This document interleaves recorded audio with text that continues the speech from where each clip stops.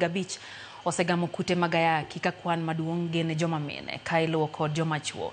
Gwenge makaluo kaunti ya Migori ni nyime e kind counties makwan mar ji ma ogame ayaki ni malo.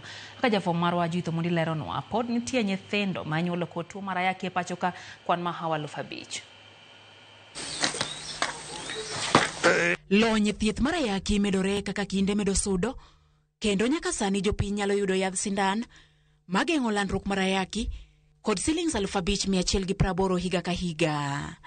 Ma biro bang' winjruok bedo e kind riwruok mar Gates Foundation kod kambi mar Hitiro Lab mayudore e piny India. E winjruok ni, gibiro loso yath kowuok kuom nyinyo mar yath mar Lenacapavir, makoro nyinge biro bedo generic Lenacapavir, yath sindan ma ibiro chuo diriyo higa ka higa, kendo biro pogore kod andila mag geng'o tuoni ma osebed ka itiyogo e pacho ka. Sindan ni nonro yango ni kata ka omi mana 4% mar jopiny ma ayaki ng'enyie, obiro konyo duoko piny landruok mar ayaki kod 20%. E higa ni kende mar 2025, kalore kod ripot mar NSDCC e piny Kenya, maromo ji 20,105 oseyudo tuo mar ayaki.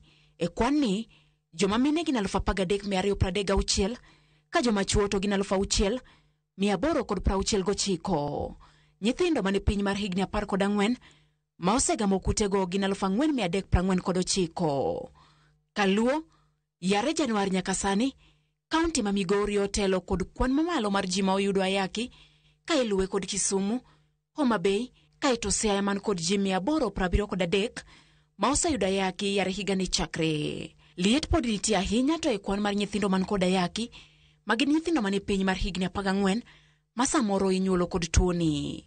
Kaluo, higa ni kende Migori oseyudo nyithindo 288 man kod tuoni, Homa Bay 268, Kisumu 225, ka Siaya to nyithindo ma oyudo ayaki higa ni gin 169.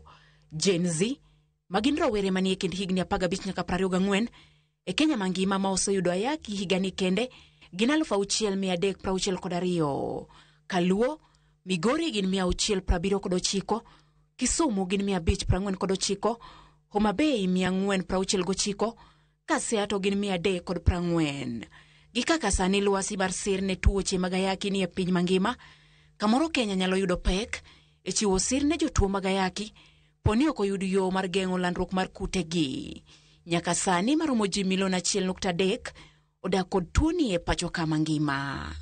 Judith Omondi, Ramogi TV.